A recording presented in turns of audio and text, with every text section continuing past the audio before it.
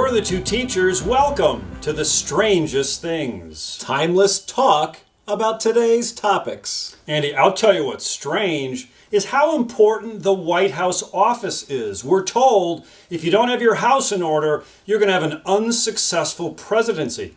Boy, do we know that. Well, we know that because it is a strangest thing. Nothing in the Constitution about the White House office, or officially known as the executive office of the president. No Senate confirmation? No Senate confirmation needed. Hundreds of workers? Hundreds of, well, thousands. Thousands if you include the executive building across the street. But we're talking about something that really has evolved over the last 120 years as the power of the executive branch has grown in this government. Andy, we're told there are over 125 separate units in the White House office, dozens and dozens of policy offices, and frankly, we don't even know who these guys are. We might know who the new chief of staff is, but that seems to be kind of on a rotating basis. Well, these men and women are the people who give the president daily advice on carrying out the activities of the executive branch.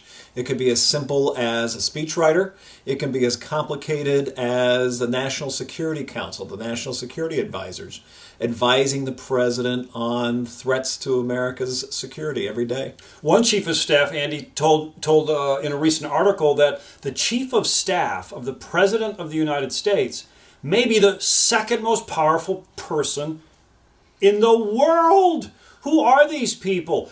Maybe you've watched The West Wing. We call it the administration. Some talk about an administrative state. Andy, the strangest thing, the executive office of the White House, of the president. You know there are 147 windows in the White House? Well, I think there should be more so we can watch a little bit more carefully. This is where you get questions about governmental transparency and what we're able to see about the president's daily activities, about carrying out those laws, implementing the laws as chief executive. Andy, you remember that friends don't lie. Oh, boy. And frankly, I've got a bit of a truth ache today. I'm trying to make out the difference between a liberal democracy and an illiberal democracy. Isn't democracy democracy? Well, democracy is democracy, except when you look at some countries around the world that we would consider to be authoritarian. They still have elections and they have constitutions. I mean, the Russian constitution is a beautiful document. They have presidential elections regularly. Iran has a constitution and regular presidential and legislative elections. So that liberal democracy versus illiberal democracy helps political scientists try to categorize the difference between a liberal democracy, which protects civil liberties, where you have free and fair competition in elections, where the underdog, the opposition, actually has a chance of winning an election, versus an illiberal democracy that has an election, but the power in charge is not going to be threatened. Andy, we fought a world war to keep the world safe for democracy, but seemingly the word democracy isn't enough. Having elections isn't enough. In an illiberal democracy, maybe they don't have freedom of speech. Maybe they don't have freedom of association.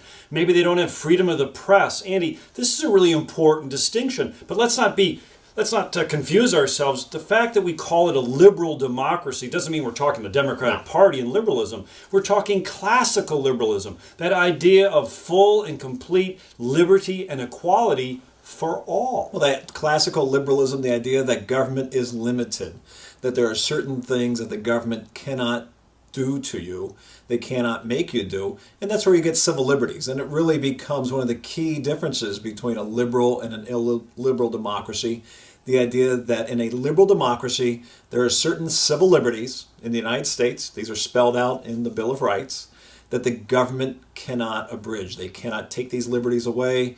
They can't violate those specific personal rights. Andy, it's that time to walk through the curiosity door, and we're here to answer your questions. Keep those questions coming at citizenu.org. We've got a question from John R. Hey, John. From Minneapolis, Minnesota, and he's asking, hey, two teachers, is it too early to talk about the 2020 presidential election? Oh, hey, gosh. what a great question. Is it too early to talk about the 2018 midterm elections?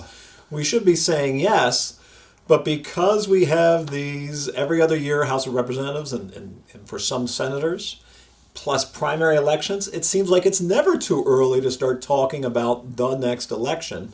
And of course, the next presidential election is 2020, and there's a lot of buzz about that already. Amazingly. Andy, let's not forget. Strangest thing. Let's not forget about that invisible primary. There are candidates or potential candidates already lining up, hoping to be mentioned as a candidate, hoping to kind of raise some early monies and find out who those donors are. And Andy, they're lining up not just on the Democratic side, but also on the Republican side for 2020. We're seemingly hearing two opposition voices in the Republican Party. You're going to name names? Well, I don't want to get into the names, but Andy, on the Democratic side, we know who those men and women are, and we certainly begin to see now on the Republican side. Andy, it's never too early to start imagining you could be the next president of the United States. Well, certainly when you look at the current president and previous presidents, these are individuals who had contemplated being president long before they started running. Donald Trump, for instance,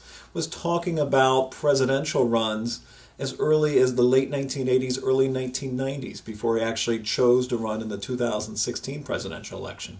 You can bet Barack Obama was thinking about running for election well before he was even elected to the U.S. Senate in 2004. And likewise, Bill Clinton. George W. Bush might be the exception to that because he kind of seemed to come out of nowhere in the Republican circles. Andy, I remember when I was 3 years old, I tapped my father on the shoulder one morning and I said, Dad, I'd kind of like to be president of the United States. Still waiting for someone out there to mention me.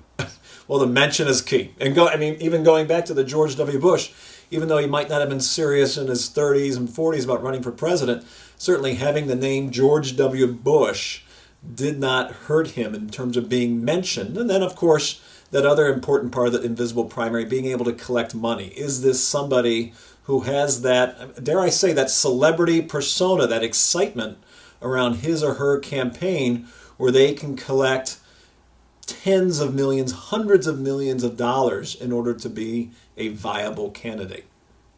I'm mentioning you right now. You could be the next president. I will not be the next president. This has been another episode. That would be the strangest thing. This has been another episode of The Strangest Things. We're the two teachers. No fancy words, no fancy suits, plain talk about issues you need to know. Just in time. You can be a really good president. Oh, thank you.